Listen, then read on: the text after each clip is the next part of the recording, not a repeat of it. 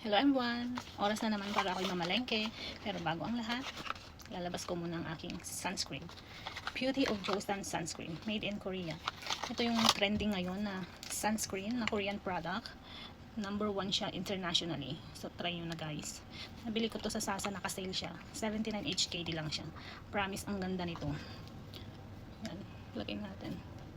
Spread natin evenly sa ating face lock.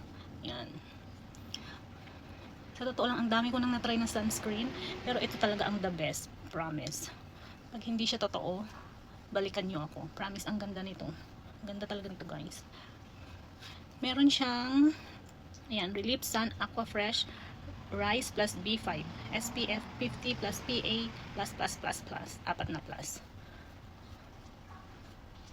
Dalawang klase ito eh. Yung isa ano siya, Relief Sun tapos probiotics. Pero ang kinuha ko kasi yung may B5.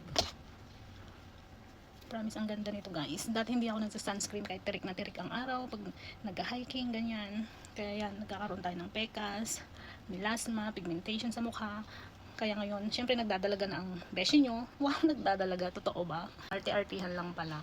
Pero kidding aside guys, ang ganda nitong sunscreen na to. Try nyo guys.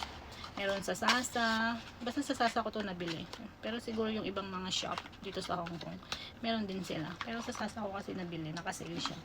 100 plus to eh. Yung regular price siya na nakalagay. Tapos nabili ko lang siya ng 79 HKD.